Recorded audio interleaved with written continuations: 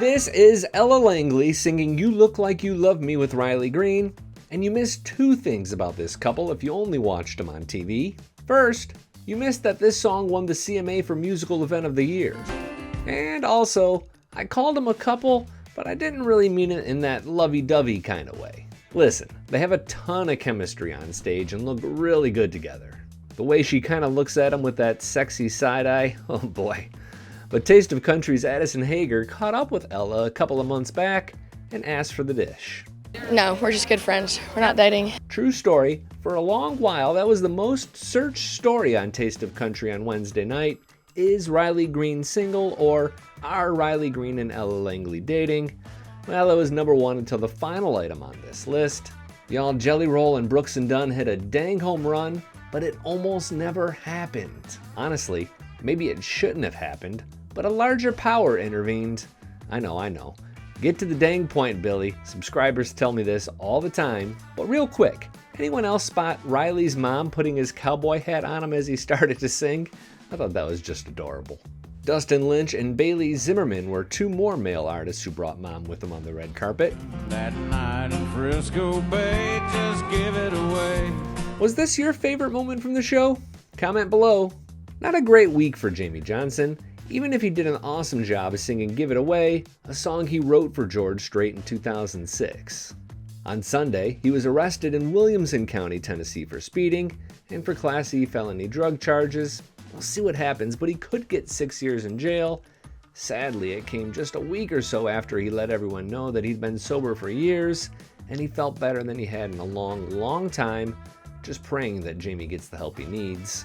If you only watched the CMAs on TV, you also probably missed Jelly Roll's subtle show of support for Jamey Johnson. Chris Stapleton, Miranda Lambert, Lainey Wilson, and Parker McCollum also paid tribute to the king. Do we address George Strait as George, or do we address him as Mr. Strait? I just call him George. Where are we at? The first time I ever hung out with him, it was Mr. Strait, and he just looked at me, he's like, not again.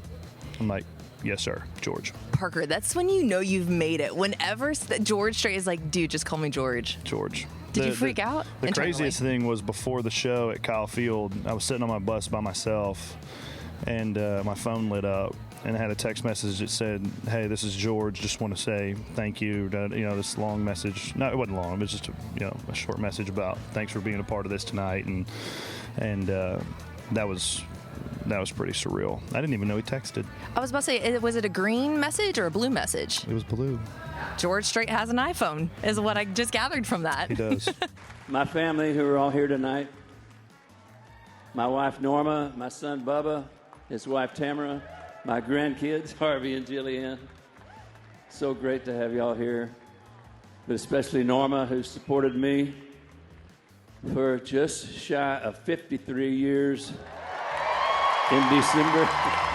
So, Riley and Ella at 5, George Strait at number 4, and honestly, I would have thought that would have been my favorite part of the show, but this next one was just a little better. Kris Kristofferson's legacy includes a moment where he literally landed a helicopter on Johnny Cash's lawn to get him to cut one of his songs. He was just the best, and I really thought Ashley McBryde's tribute was tremendous. Lord, tonight I need a friend. If you only watched on television, you might not have known who this woman was. It's Lisa Myers, Chris's widow. Her smile was as big as the room, which just felt so good. 2 more to go, including Morgan Wallen, who won Entertainer of the Year, but no-showed. Hashtag Where's Wallen started to trend on social media, but by Thursday morning, it became pretty clear where he was. Or did it? He missed the CMA Awards the night prior, and he really hasn't posted anything personal to his social media pages in a month. As soon as we know, you'll know with a link in the description section below. I can't quote the good book, don't know the chapter or the verse. This was the moment for me. Whenever Ronnie Dunn says, a few years later I was off at college, jeez, it just rips me up. The truth is, Brooks and Dunn had a really hard time getting Jelly Roll in to cut this song for their new Reboot 2 album. And we're great buddies with Jelly Roll. That part was never an issue that he didn't want to do it. It's just he's scheduled to the max right now. Their manager suggested the idea of having Jelly Roll on Believe, and they all worked really hard to get it all worked out. Imagine like putting 18 artists with all their schedules performing out there doing it, and then us at the same time. That's kudos to management. I was just a mess. Philip from Little Big Town was a mess, and then you see his bandmate, Jimmy, crying like he's watching his daughter get married. It was every bit as good as I hoped.